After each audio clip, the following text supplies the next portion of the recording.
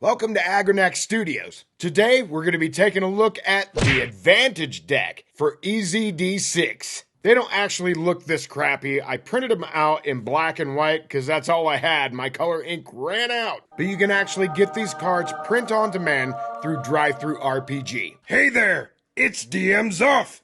Go ahead and hit the subscribe button so you know when we upload new videos. Alright, the Advantage Deck for EZD6. So I got these for the Sawin campaign that I ran for the month of October. It was a 4-shot.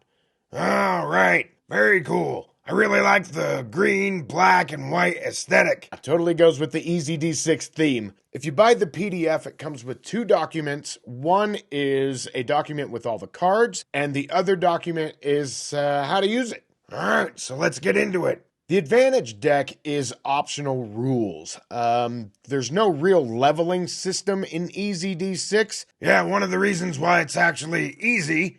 Yeah, it's something that I actually like about EZD6 is that there is no levels. But I like the idea of getting stronger the more that you play. The new EZD6 optional rules, advantages.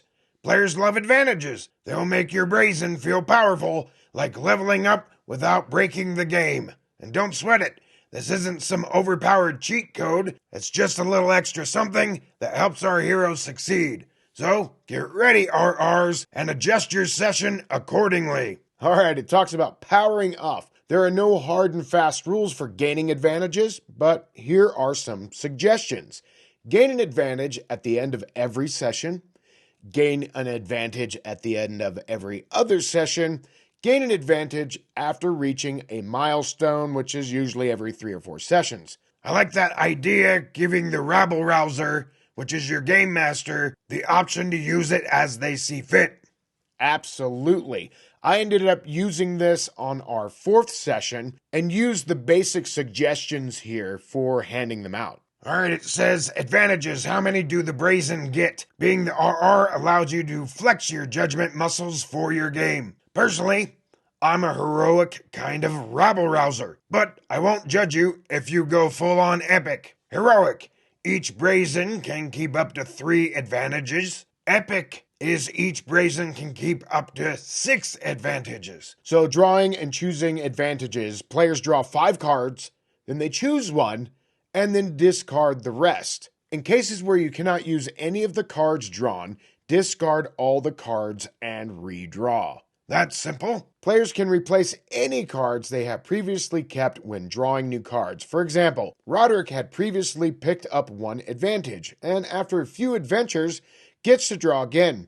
Roderick decides he really likes 2 of the drawn cards, so he keeps 1 and replaces his previously kept card with the new one.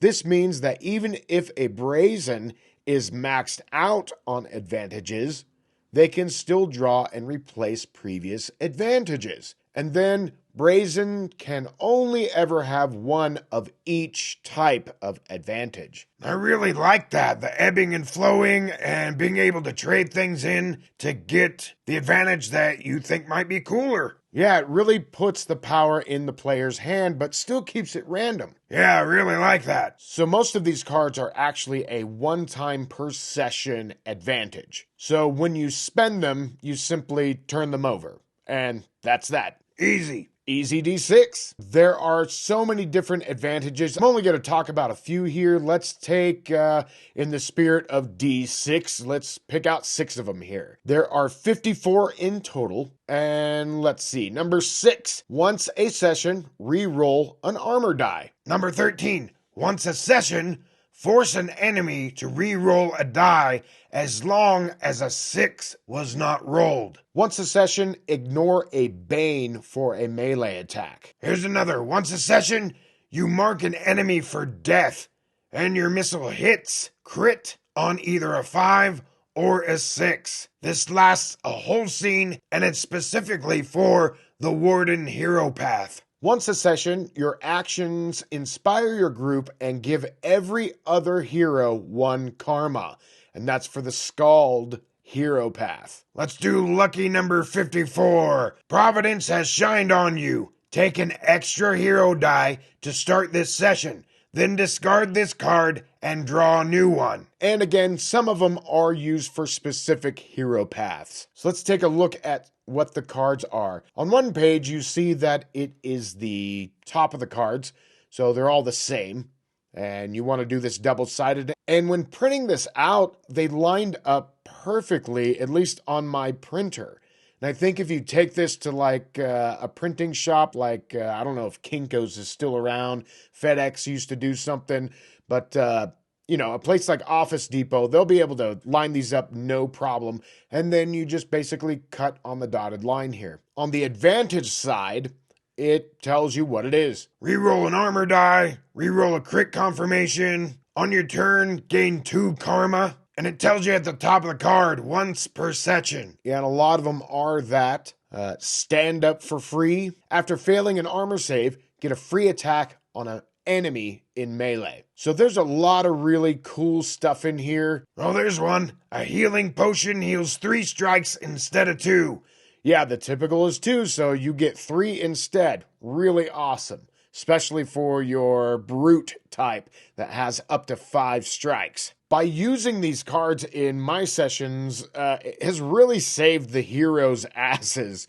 And I really think it's a welcome addition to this EZD6 rule set.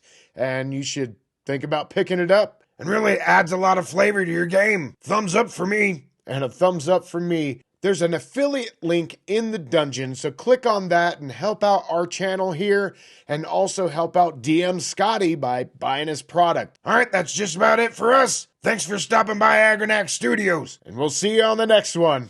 Later. This video was brought to you by the generous support of our patrons. Consider becoming a patron. There's a link down in the dungeon. Down there. Also, we have links to other places that Agranak Studios is at. All right, do this and do that and do this and do that. And watch this video.